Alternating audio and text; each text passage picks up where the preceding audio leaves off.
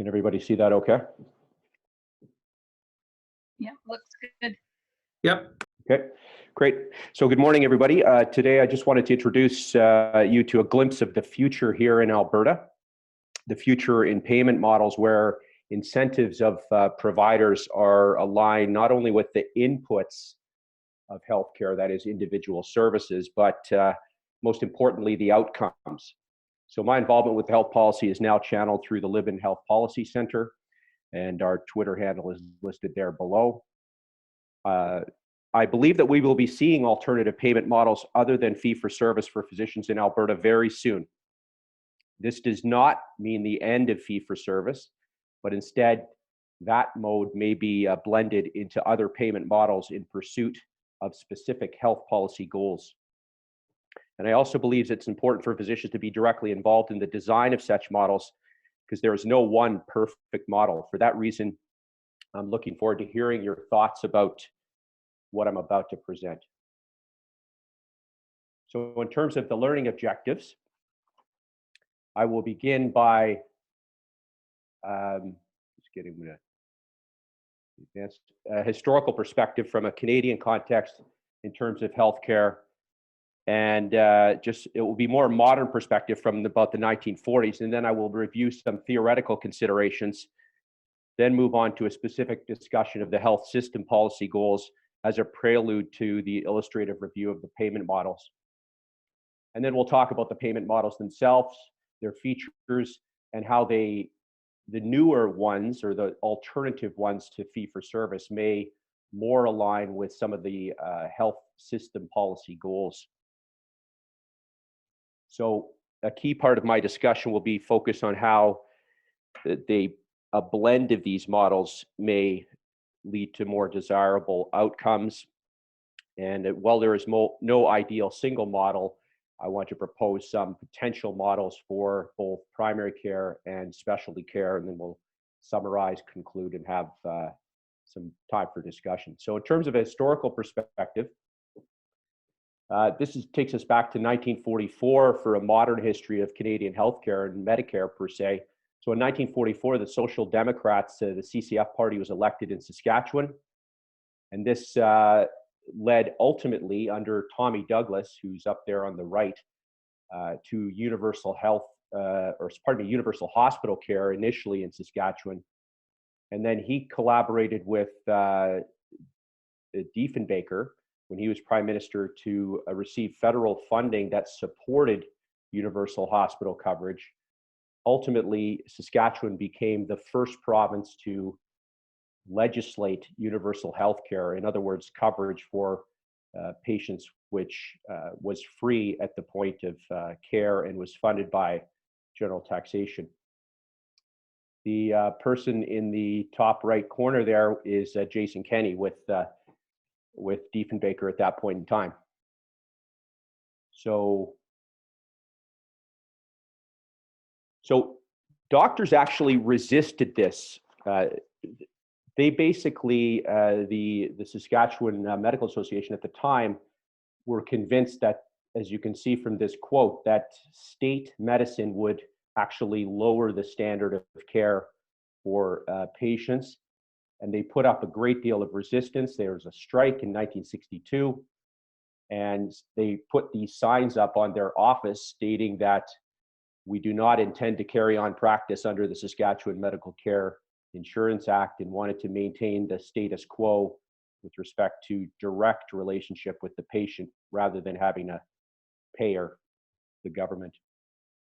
So they actually had this strike in opposition, and this was actually viewed around North America. So Americans were in the process of thinking about Medicare and Medicaid and their programs at that time. So they were very interested with what was going on in Saskatchewan to see what evolved.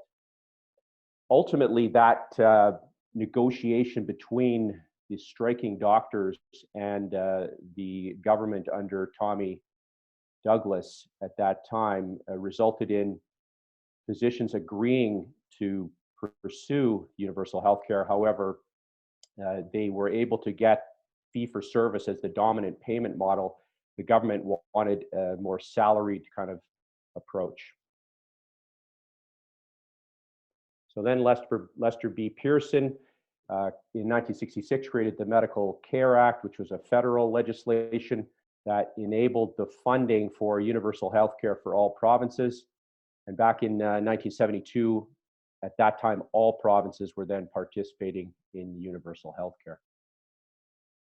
Finally, the Canada Health Act takes us to where we are today, which enshrines these principles of universality, comprehensiveness, accessibility, overall public administration, and portability between the provinces. The Canada Health Act, of course, has been challenged by many people, including Dr. Brian Day and his privately financed hospital operation in British Columbia. So to take a step away from the history now and just talk about the current Canadian healthcare environment, and many of you will have some familiarity with the fact that spending is growing. We currently, with the most recent figures from CIHI, spend $264 billion on healthcare in total, and that year on year represents approximately an average of 3.9% growth. And you can see the growth in expenditure has very much taken off in terms of growth from, say, from the early 2000s and to the current day, which is this data is from 2018. So per capita, we spend about $7,000, and 11.6% of GDP is spent on healthcare, compared to our neighbors to the south, which spend around 18%. But we are still much higher than many nations. In terms of how that spending is proportioned, this is divided up into just three categories: hospitals, pharmaceuticals, and physicians. And as you can see here, physicians represent around 15% of total healthcare expenditure, 1,000 per capita, and about 3.5% year-on-year growth. And that portion of spending represents the highest growth when you compare hospitals and pharmaceuticals. So physician,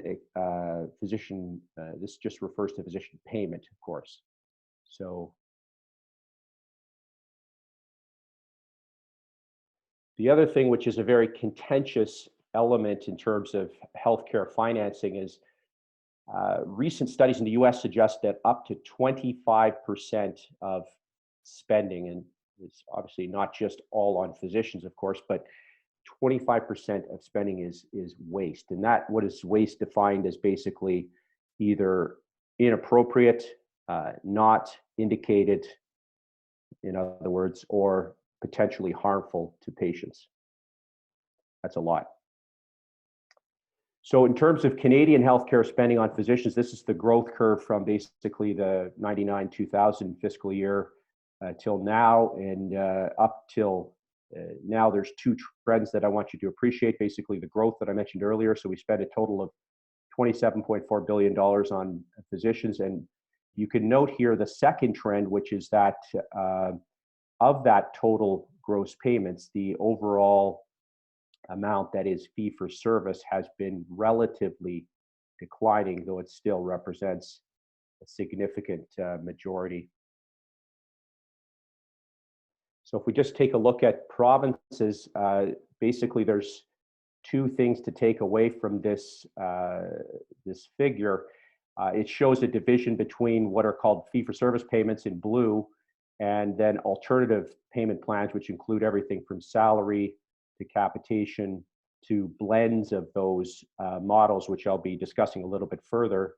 Importantly, if we just look at Alberta, we are one of the highest proportion of financed fee-for-service. So 87% of physicians in Alberta are paid by a fee-for-service mechanism. So that's the financing landscape. And what I want to do now is just take a look at some of the economic considerations from a theoretical standpoint, just how we deal with physician payments and how health economists actually think about that. And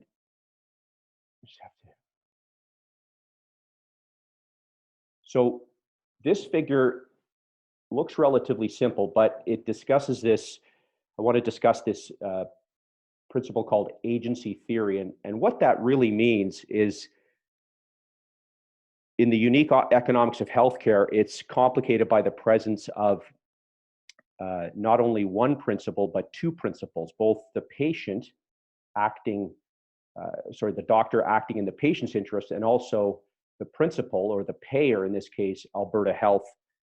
So a universal element to this relationship is the concept of what's known as asymmetric information. And basically that just means that as a physician acting as the agent for either the principal or the principal of the patient or the payer, we know more about what we do than either the payer or the patient. And that creates, of course, an economic advantage and has important implications for what's known as effort and quality, and also price, of course. And it leads to a couple of other important concepts. And in healthcare, it's important to understand that right now, as it stands, even with the fee-for-service system, the payer or the patient is not really directly able to observe the effort, meaning the steps of care that go into any given service, nor are they able to ascertain the quality. And that's a very important theme in terms of modern payment models, trying to implement quality into the actual payment model. So with fee-for-service, one of the downsides is that it's difficult for the payer to actually ascertain that what was said was done was actually done, and also to actually observe the quality without clear metrics. That's not to say that there is no quality in a fee-for-service system. It's merely to say that it's challenging to actually ascertain that. So it's also important to understand that the patient, the other principal, pays for his health care indirectly to the payer, so through general taxation. And this is different from the relationship pre-Medicare, for example, when the patient dealt directly with the doctor or through their private insurer. But now there's an indirect relationship, so the patient doesn't pay anything directly at the time, and therefore there is this element of what's known as moral hazard, which means that basically there's a risk economically that the patient will actually consume more healthcare or seek more healthcare than is actually needed or necessary. And from the physician side, it's the same equation. Because it's quote unquote free to the patient, they may recommend things that they otherwise wouldn't recommend in this setting when the patient doesn't actually have to pay for the service.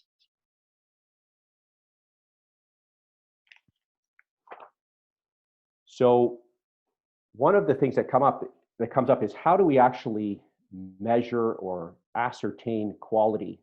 And this is extraordinarily challenging in medicine. And what is really required ultimately is the data, often enshrined within the electronic health record, to be able to ascertain some of these quality measures. So in 1966, a fellow called Don Abedian, who was an internal medicine doctor, he spent most of his time trying to evaluate and discern how we best can measure quality in medicine, created sort of three elements that were important, or at least that he felt were important.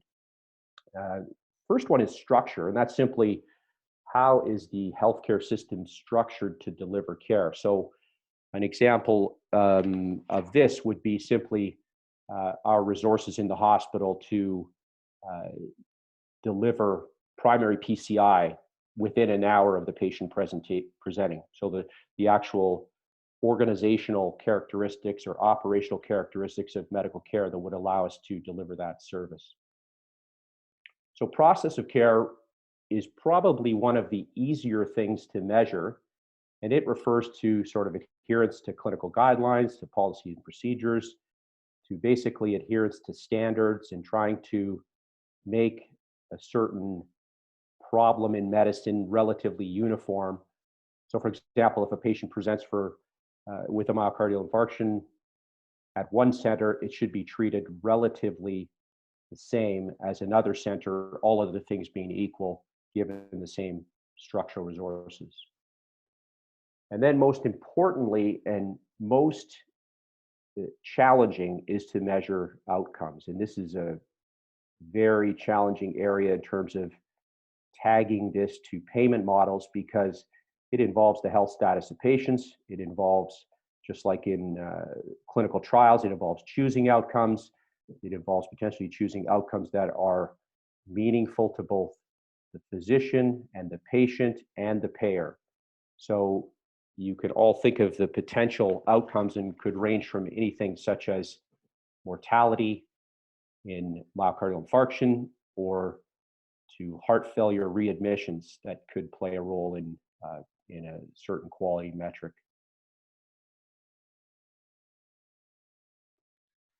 So Don Abedian went on to look at the comparison between outcome versus process measures. And you can see here on the left that the case for measuring outcomes is that it's actually the central indicator that we're most concerned about. It's what we use in clinical trials to determine efficacy and ultimately go down the road to actual effectiveness in practice. If we measure outcomes, it could actually nurture innovations that lead to better outcomes, which in theory should improve the overall quality of healthcare. Outcomes are actually universal and they don't become easily obsolete. So if a process changes, that's something that might evolve over time, whereas outcomes are generally fairly constant. Further, clinical attention could be focused on securing health that is improved. In other words, we're trying to measure what might matter most to the patient rather than just checklists of activities such as a process outcome. And when you're talking about payment and ascertaining these metrics, it's much harder for any provider to manipulate outcomes compared to process measures. So on the other side, it's important to understand that process measures are really perceived as a quality measure in many cases by patients. And certain processes are definitely associated with desired outcomes. They're easier to measure. They can move this here just they may be attributable to the provider. So that's easier if, for example, you're trying to pay for a specific outcome or rather specific process. It's easier to attribute that to an individual provider or provider group. And it's much easier to devise these incentive schemes associated with processes rather than outcomes, as you could imagine if we think about some of the processes that we have here in cardiology. So these are just some examples of process indicators in cardiology for just two domains that I put up here, but we're all familiar with these, and there are many, many others that I've not put in, but I just wanted to give an example of how these quality metrics that are process indicators could be used to ascertain overall quality. So one other theoretical consideration is in the realm of microeconomics, and much has been written about what actually motivates physicians.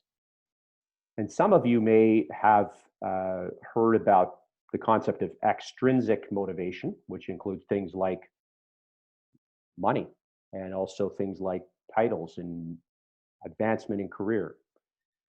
And then there's also intrinsic motivation, which in medicine would certainly include things like an altruistic desire to just benefit the patient.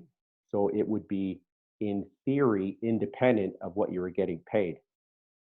But there's also a more important concept of intrinsic motivation that has been described by Daniel Pink, And that, I believe, applies to physicians because physicians desire autonomy. That is, the ability to make our own decisions, be independent, synthesize the information, and interpret it ourselves. We also enjoy pursuing mastery, that is, getting better at what we do, whether it's seeing things clinically on a repetitive basis or doing procedures at a high volume that makes us better at them, or being an administrator that develops processes that are well oiled, so to speak. And then there's the intrinsic motivation of purpose, which is essentially, do we feel that what we're actually doing in this life is useful? And are we actually making a difference in that regard? Is it meaningful to us?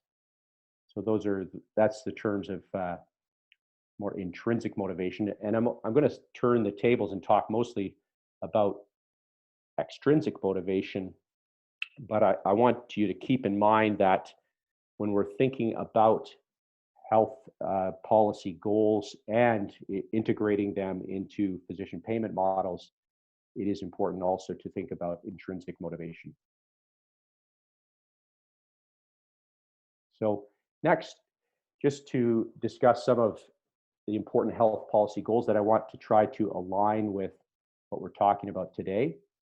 And some of you may have heard of what's known as the quadruple aim. It is an extension of what was previously called the triple aim, and it was put forward by the Institute of Medicine in the US.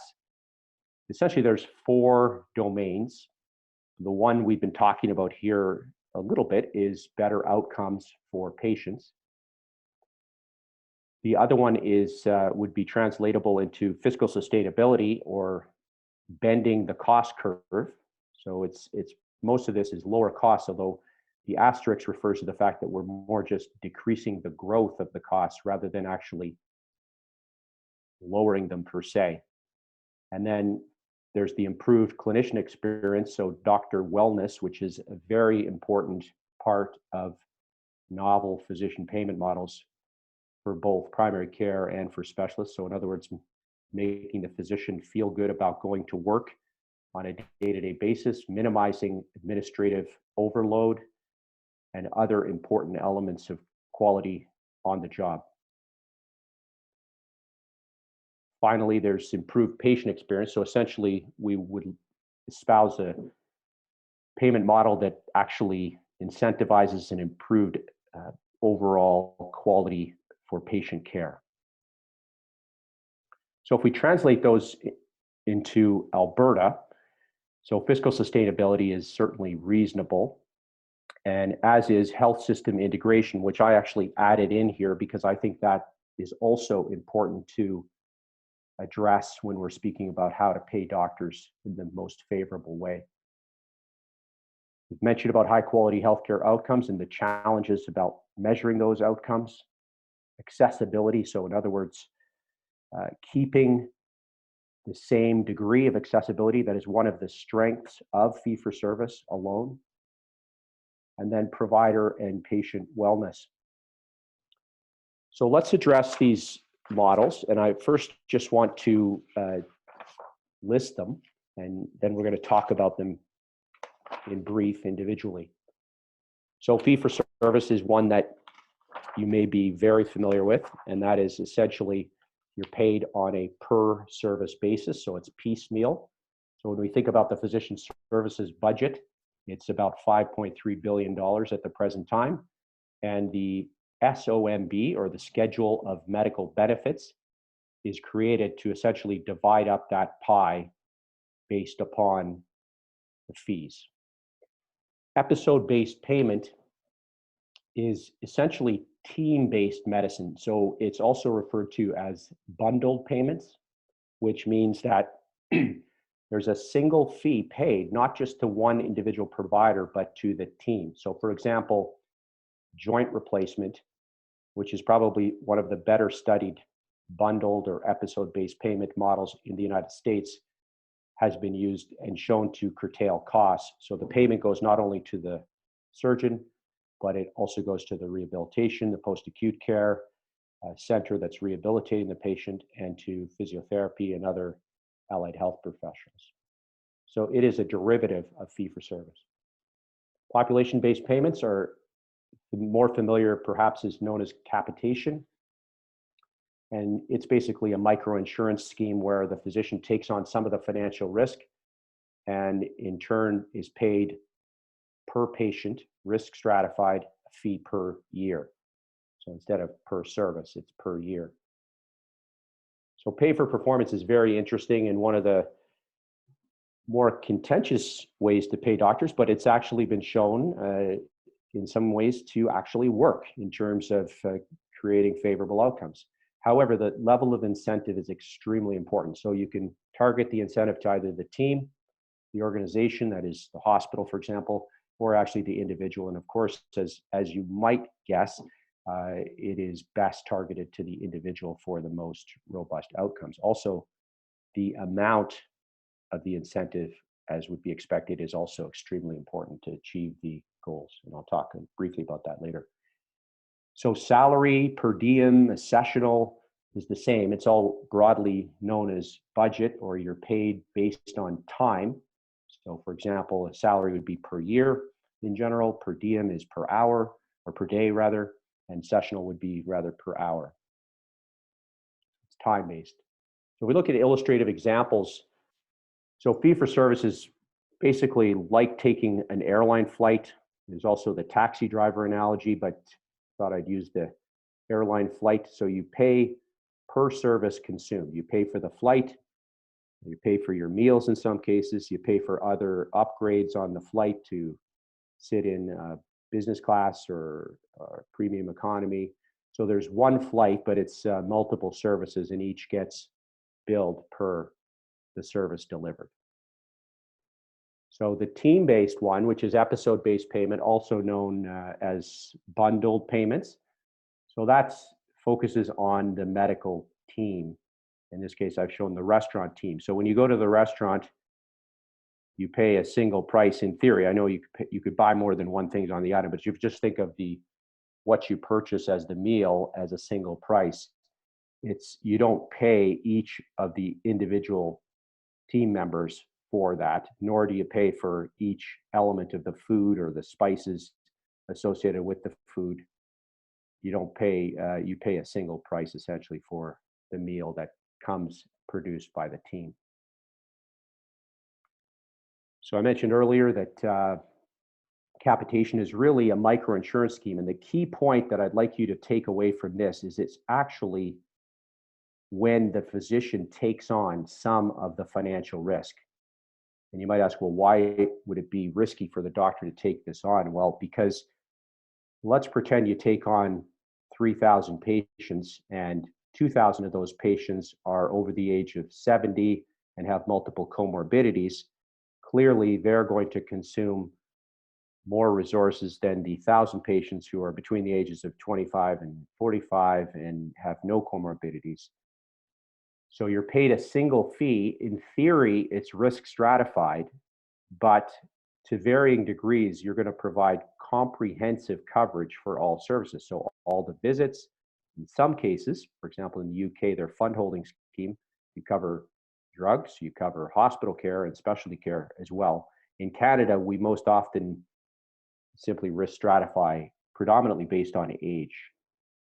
But the key component is the risk stratification. So just like an insurance agent an insurance company, you will have an incentive to select people who are relatively low risk. So the payer has to understand that and pay appropriately for the higher risk people. So I couldn't find a good picture of the Calgary Flames, so I chose Connor. And so he basically gets paid for performance essentially to some extent. So pay for performance in medicine is basically targeted financial incentives for attainment of specific outcomes. So examples include things like in primary care where you are aiming for a target hemoglobin A1C or a target blood pressure in diabetic patients. Other things in cardiology could include the attainment of evidence-based optimal therapy for heart failure in any given patient. And you can imagine many other potential outcomes that are evaluated. Now, clearly, the outcome that's selected is important. The financial incentive itself, in other words, the amount of it is important. And as I mentioned earlier, the target of that incentive. So whether it's to the team, whether it's to the organization itself, or to the individual is important.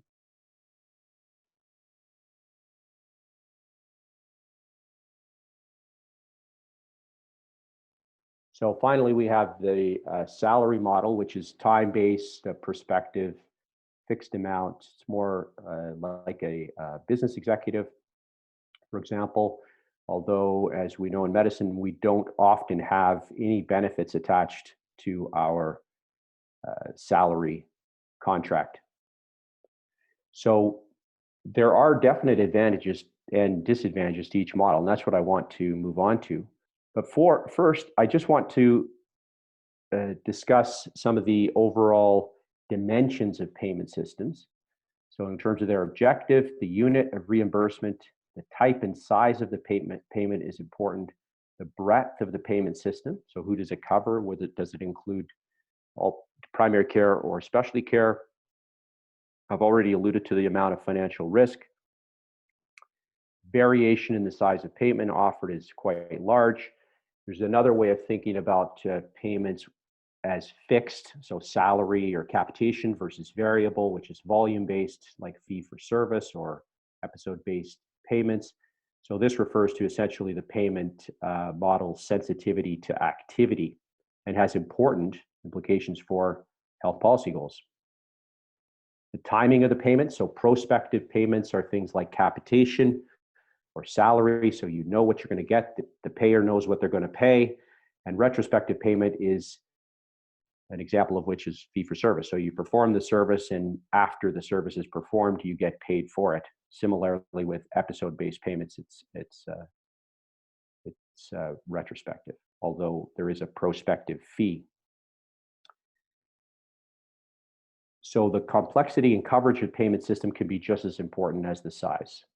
So this is an illustrative example of what's meant by the dimensions of payment. So if we just start with dimension one, the financial risk, the fee-for-service represents the most risk for the payer because they cannot control the volume in many cases.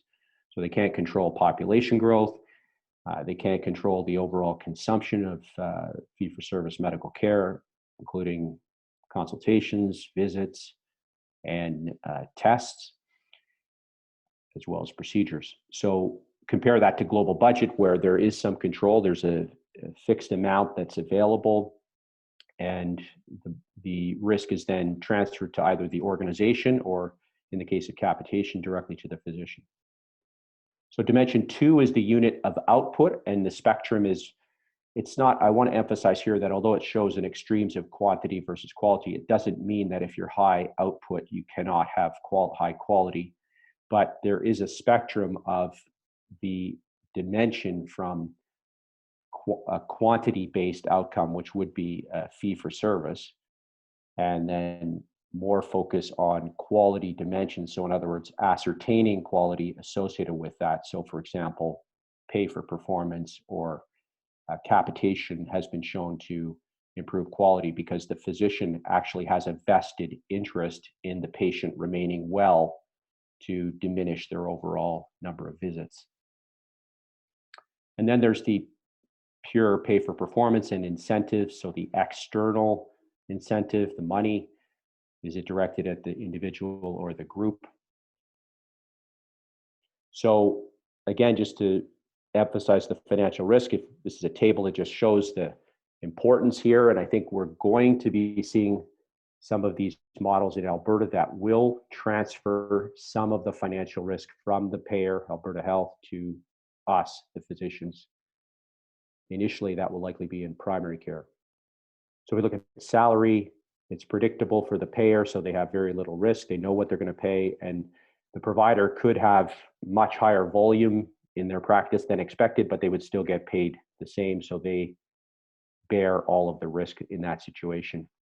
In population-based payment or capitation, many organizations will have a threshold to protect the individual practice, so that there's a threshold which, if exceeded, the payer will take some of the risk away. But in general, most capitation schemes are, all of the risk is borne by the physician provider. Episode-based payments. So what that is again, just is a single fee that deals with the team delivery of a given episode of care. And so the risk to the provider is that if that cost of treatment goes up, so for example, a high risk case or a complicated case, then what they're reimbursed might not actually be adequate for the treatment of an individual patient. Whereas with the payer, on the payer side, they know what they're going to pay. There is some risk that they take on because of the volume concern. So in other words, the amplified volume of a person or of an organization or team that's very good at delivering a service. They can produce a high output, and then the payer will be at some risk. So there's a balance there between the payer and provider risk. In fee-for-service, essentially all the risk is borne by the provider, or by the payer, because of the volume issue. So again, this just illustrates that. So you can see here on the blue line, the top, that's the payer cost risk, which is on a cost base or fee-for-service basis is highest.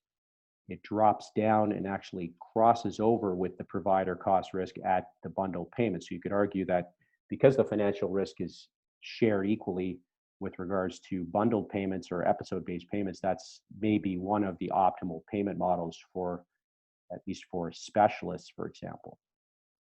Episode-based payment may not fit as well into primary care.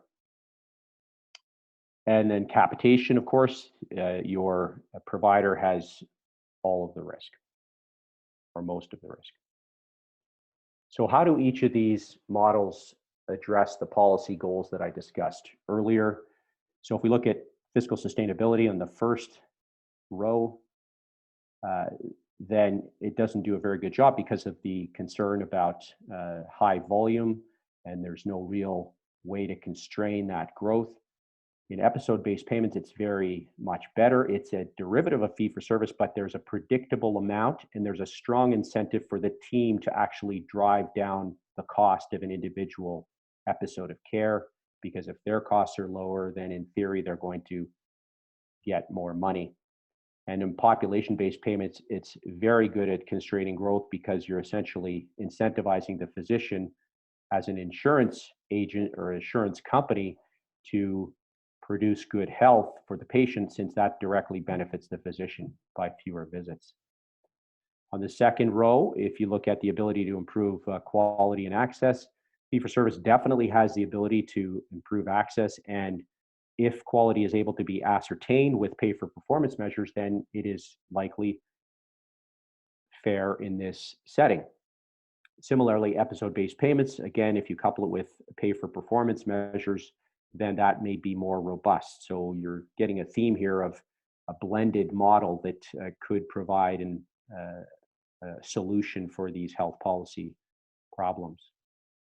And then with population-based payment, it's better, again, if you couple it with both fee-for-service, in my opinion, and also pay-for-performance, which is a derivative of fee-for-service. So you have clear metrics for outcomes. And then in terms of just the ability to support providers, fee-for-service is very popular with physicians and always has been. The episode-based payments are also popular because it's a derivative of fee-for-service, and many team-based procedures can be improved, and therefore the income can be improved for the individual team. And population-based payment is more challenging, but still is a fair support, and many physicians actually prefer that because they know what they're going to get paid, and they can handle the preventative care elements that are required for optimal outcomes in their payment model. So again, just to review about pay for performance, the main idea is we're linking payment to performance measures. The foundations are that the existing payment mechanisms do not reward providers for higher quality. So those things we talked about earlier with intrinsic and extrinsic motivation. So it's possible that by improving performance and improving outcomes, doctors would get paid more, and this would be a high degree of incentive to make better outcomes. It is, however, just some considerations to decide who the payment is actually going to be made to, what type of service is it directed at in terms of the pay for performance. Data systems are extremely important, and we are in evolution here in Alberta in terms of having the necessary information technology infrastructure to implement these types of payment models. And then, of course, the magnitude and the overall nature of the payment is extremely important. And the magnitude, of course, not surprisingly, has been shown to have an important difference in achieving the desired outcomes. So I just wanted to show this because these are some of the limitations of pay for performance. For example, there's this concept of a threshold effect. So if you look at the distribution of any individual potential outcome before the target is implemented, you can see it's pretty much a normal distribution. And then you set a target that's just above average. And what happens then, has been observed anyway, is that there's a squeezing of the excellence. So in other words, the high quality care sort of regresses to the target, if you will, and it does improve the poor or the average numbers, but at the cost of excellence may be squeezed. In other words, people who are already doing excellent work will not necessarily benefit from a well-targeted pay for performance scheme. So what is the actual evidence on the effective financial incentives on physician behavior and outcomes? This was a systematic review some time ago, but essentially it's important to understand that the evidence surrounding physician payment models and their ability to align with health policy goals is not very good. It's low to moderate. So time-based payment was shown in this particular meta-analysis to be generally ineffective. When they looked at certain outcomes, it was only 3 out of the 11 outcomes, but it was only one study. And episode team-based payment was quite effective, improving 7 out of 10 outcomes from 5 studies. Population-based payment was generally effective and as you can see, there's much more study that has been done about capitation, improving 48 out of 69 outcomes from 13 studies. And pay for performance was also effective, 17 out of 20 outcomes from 10 studies. So the key message of all this is that financial incentives may be effective to change health professional practice, but there are significant methodological limitations. And this remains, even though this was done in 2011, these meta-analyses have been updated and not much has been shown to be different. So this just shows from some time ago, some of you may know that the UK implemented a pay for performance program in 2003, and this just shows the importance of a trend here before. So from 1998 to around 2003, when pay for performance was implemented, you can see that the trend for these quality measures for coronary artery disease, asthma, and diabetes in primary care practices, so the care metrics were all primary care, there was already improvement. That's the main message here before the pay for performance was introduced, and that was related to other process measures that were done, educational processes, other elements that led to these improvements. But there was improvement, still further improvement, after the introduction of pay for performance in respect to asthma and diabetes care, but this was less evident, as you can see, by just the consistent slope in terms of coronary heart disease. So mixed benefit, but definitely still benefit. So to summarize, this just shows a logic model, which essentially tries to condense what I've been discussing today. So when we think about physician payment models, there's extrinsic characteristics. PRM is physician remuneration models, and that's on the right in the internal context. And then there's non-financial characteristics. So the autonomy, mastery, and purpose incentives. All of these models, and so the financial and non-financial characteristics come together to produce certain physician behavior and healthcare outputs. And clinical effectiveness and patient adherence can be measured as well. And then finally, the healthcare outcomes are visible. And the idea, of course, is to improve those outcomes by strategically targeting those incentives. So my proposal for Alberta physicians payment models, and it's not necessarily novel, in fact, because these models exist elsewhere. But for primary care, I think to address fiscal sustainability, the accessibility, and the quality elements, I think it would be important to have a blended payment model that involves capitation and fee for service, as well as a pay for performance. In order to add the pay for performance, what we're going to need is integration of our information technology systems to allow those metrics to be identified and followed. We do have blended capitation now in Alberta, but it's representing only a very, very small number of practices. So for specialty care, there's obviously going to be a division between sort of academic or non-academic. I haven't included that here, but I would suggest that if we're talking perhaps about non-academic, we would address it with episode-based payments, which is team-based payments. That would be, for example, the best example is sort of a joint replacement surgery. That would solve some of our issues with regards to waiting lists, because it would incent the provider team to do a higher volume of care.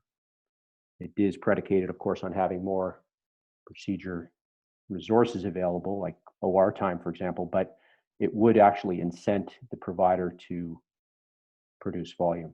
Fee for service would be present for consults, and then again, to introduce pay for performance, we would need a much more robust data system to implement that. So to summarize, so our old model of payment is to reward unit cost, like fee for service, back pre-Medicare, and there's an inadequate focus on care efficiency and patient-centeredness. It's also individual-based and not team-based. There's also payment potentially for unproven services, limited alignment with quality, and the new model would be rewarding health outcomes, population health, and lowering costs while improving the patient experience, and of course, optimally, continuously improving quality, safety, and application of medical evidence. Thanks very much. Thanks, Glenn. That was great. You actually had over 80 people sign on at any given point in time, so that's better than any grand rounds that we've ever done in the history since I'm here. So that's pretty good. I'm sure this was very informative, and I'm sure some people may have some questions. Sure. Glad to take questions.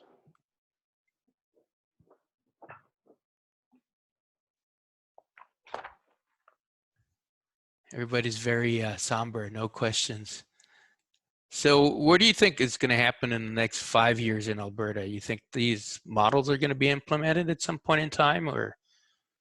Yeah, that's a great question. So I actually have some inside knowledge, but because I've been communicating with the ministry to some extent about these payment models, but I expect that they'll announce something very soon. Now, to actually when that will be, I don't know, but I would say it's going to be within the next few months, and it will be directed more towards primary care. The unfortunate thing in Alberta is we have this concept of alternative payment models, but we don't really discuss precisely the details about what those actual models are.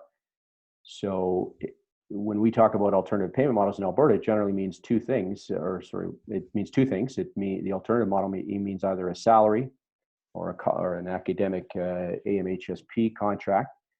versus a blended capitation, which is only adopted by a very small number of family physicians. One of them's here in Calgary. The population-based payment is so Rick Ward's practice, the Crowfoot Village family practice within the PCN. They are paid that way. Yeah, there's some questions here. So Jonathan Howlett asked, Glenn, it seems the trick here is to introduce the quality piece first, that there is no incentive for physicians to go away from fee-for-service without this in place. Is this happening now? Oh yeah, no, I think there are many things happening now, and Jonathan and others have led quality initiatives, to improve the care of heart failure patients around the city and around the province, particularly having, I believe, a very positive impact on rural care. So I believe that independent of models, physicians are interested in improving quality. I think the goal of trying to align the payment models with health outcomes is just to amplify that effect on a day-to-day basis. So take it from the academic world or the AMHSP world to the day-to-day world of physicians in Alberta. So the other 10,000 physicians that are in the province. So, yeah. Okay. So there was some question about Epic would allow monitoring for payment for performance parameters, and I guess Sandeep answered that that can only be implemented with HS services, so probably not with the private physicians out there. So that's a very, very important point. So that Sandeep brings up, and I think that one of the points I would make to that end is it's very challenging to change a payment model without changing some elements of the structure of the delivery. So, for example, I'm just throwing this out there, but if Alberta Health Services were to take over the assets, for example, of primary care, that would eliminate a lot of problems in our system. And one of those problems is, of course, physician resource allocation. The other problem would be overhead costs, which are variable. But most importantly, the integration piece, which is the information technology. So if all physicians in the province were on the same system, be it Epic, or it's going to be Epic, I guess, so we've made that choice. But if it's integrated, then that is the key element for some of these things I've been talking about. Yeah. So Vikas is asking if there's any info on which model delivers the best care to patients. Yeah, so that's a great question. I think we have to divide that into sort of primary care versus specialty care. And I think there's two things I would say. So one is that blended capitation has been shown in some settings, such as the accountable care organizations in the U.S. And I'll just use one example in Massachusetts, where there is already universal coverage in the state of Massachusetts, and the Blue Cross Blue Shield program runs an ACO there, and so that has been shown to improve quality and curtail costs. But the effects are modest, but they're still important. So I think that's one in primary care.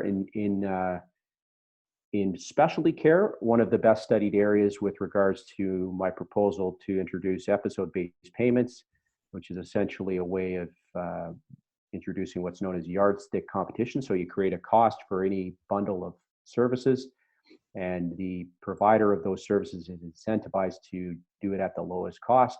So that has been shown to improve some patient outcomes as well as fiscal outcomes in regards to placement. So that's where it's best studied. I haven't seen much with regards to episode-based payment and outcomes in cardiology, for example. And any information on which one of these models provides the best wellness for physicians?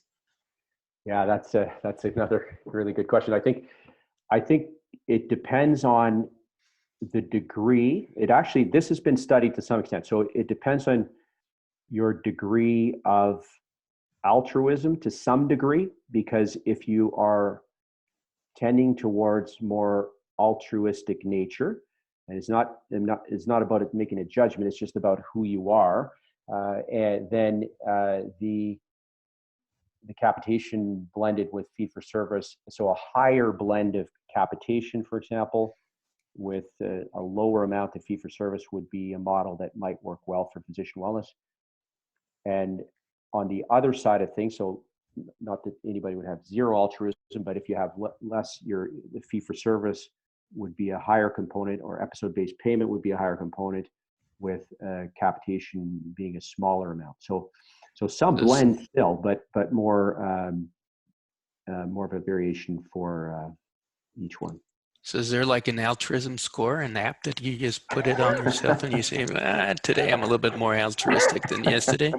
So there's first some of all, questions. You have to decide, yeah. So Dean asks could you comment on comparing professional fees among physicians, lawyers, dentists, business, etc., on how this can be incorporated within a model like this?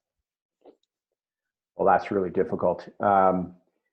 It's in the ideal world. So there was a paper written back in 1963 by an economist called Kenneth Arrow, and his idea was to write about the uniqueness of the medical market. And one of the things is that, I mean, we all have a lot of training here. So, but there's very little question that we would feel somewhat undervalued in terms of the magnitude of our payments. And I think that that's a fair statement to make. In terms of comparisons to other professions, I mean, we just have to remember that these other professions it's a different world. They are in the they are in a different world, a different economic world. So where there's competition that's inherent between each provider or each practitioner. So that's a really difficult comparison to make. So there's another question here from Jonathan, and there's any information as how novel therapies research would be supported under such a payment system? So that is an excellent question. So it's very important to support novel payment, novel introductions to technology or novel procedures in medicine. So most strategies that do that, so many of that has been looked at in episode-based payments. They will be, it's basically uniquely adapted to that particular procedure. So for example, in the UK, it would only be performed at 1 or 2 centers, and the episode-based payment would be less likely to be about competition between those 2 centers to lower the cost, as to just supporting it and providing an appropriate fee for that novel therapy. So it's been considered carefully, and I think that there's a couple ways to do it. One is to just do top-ups, so you just give a bundle of funds to support the novel therapy or the capital required to do that, or you can just create your own episode-based payment that's applicable to only, say, 1 or 2 centers. Yeah, that's great. Kind of running out of time, but Hamid would like to make a comment. So Hamid. Some people need to mute over there. Hello, Hamid? I think some people have unmuted, so it's getting hard to. Here you go. Hello? Well, anyways, I think we ran out of time, but Glenn, that was great. Still lots of discussion, and you can go into the chat box and look at some of the great comments that were made there. So thanks again for taking the time and doing this, and we'll keep everybody posted on who's going to be presenting next Tuesday, and then the following Tuesday we will have Dr. Jagat Narula. So great job, and let's keep in touch. Keep your hand clean, and stay well. Thanks, Carlos. Okay, Okay, guys.